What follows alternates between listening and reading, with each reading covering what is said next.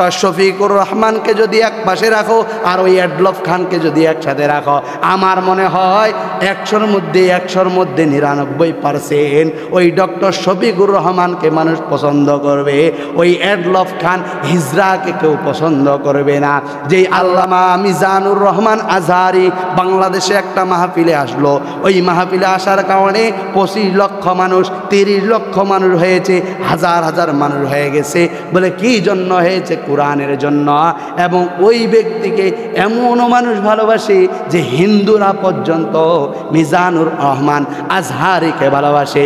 তাহলে তোমার এডলফ খানকে বেশি সুন্দর লাগে না আমাদের মিজানুর রহমান আজহারিকে সুন্দর লাগে? এই জন্য আমি বলতে চাই, আমাদের যতগুলো স্টাইল গ্রহণ করতে হবে, আমাদের নবীর তরিকা স্টাইল গ্রহণ করতে হবে। আপনি আমি মারা যাব, সরাসরি জান্নাতের ভিতরে চলে যাব। কে তুমি মুসলমান হওয়ার পরও তুমি আজকে তোমার স্টাইলকে এমনভাবে তৈরি করতেছো, তুমি মুসলমানের সন্তান হইয়া তোমাকে ফলো করার দরকার ছিল আমাদের নবীকে। যেই নবীকে সৃষ্টি না করলে আসমান জমিন চার সূর্য কিছুই সৃষ্টি করতো না, সেই নবীকে তোমাকে অনুসরণ করার দরকার ছিল, সেই নবীর স্টাইল তোমাকে গ্রহণ করার দরকার ছিল। এডলফ খানকে আজকে তুমি অনুসরণ বানাইলা, যার সৈন্যের ভিতরে দেখা গেল যে কানের মধ্যে দুল, কানের ভিতরে দুল, শরীরের ভিতরে হলো লেডিস মার্কা কাপড়, এই ব্যক্তিকে এডলফ খান বলা হয়। এই বলে বাংলাদেশের ভিতরে সবচেয়ে সুদর্শন পুরুষ। আমি বলি এই ব্যক্তিরা সুদর্শন পুরুষ নয়, এই ব্যক্তিরা হলো হিজলা মার্কা পুরুষ। আজকে মুসলমান দাড়ি রাখে না, ক্লিন শেভ করে মাসে 2 দিন 3 দিন 3 বার 4 বার, এরা বলে বাংলাদেশের স্মার্ট পুরুষ।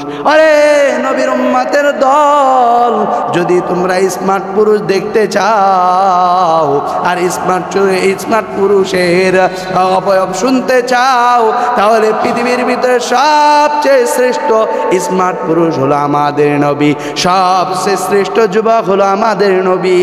যেই নবী দাঁড়িয়ে রাখছিল, সেই নবীকে আজকে আমি ভালোবাসতে পারি না, সেই নবীর দাড়ি আপনি আমি রাখতে পারি না, যার কারণে আজকে আপনি আমি এডলফ খানকে ভালোবাসি। এডলফ খান দেখতে একটা হিজড়ার মতো দেখা যায়, বলে তার পোশাকে আশাকে লেডিসের মতো দেখা যায়।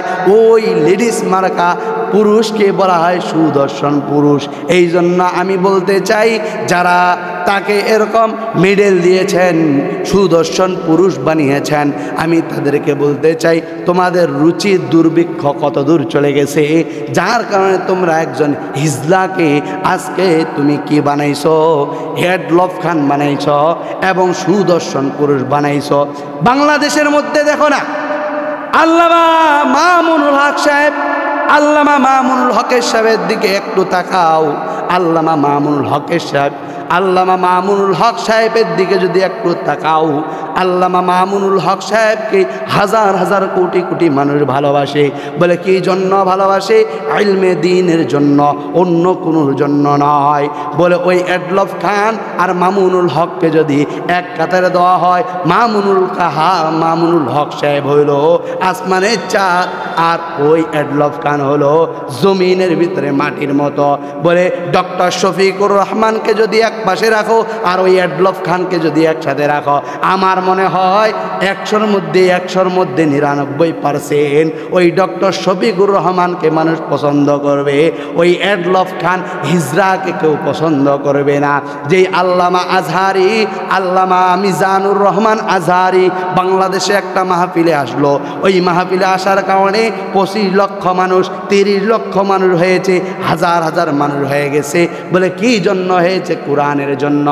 এবং ওই ব্যক্তিকে এমনও মানুষ ভালোবাসে যে হিন্দুরা পর্যন্ত মিজানুর রহমান আজহারিকে ভালোবাসে।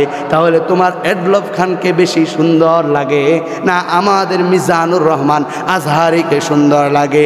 এই জন্য আমি বলতে চাই, আমাদের যতগুলো স্টাইল গ্রহণ করতে হবে, আমাদের নবীর তরিকা স্টাইল গ্রহণ করতে হবে। আপনি আমি মারা যাব, সরাসরি জান্নাতের ভিতরে চলে যাব।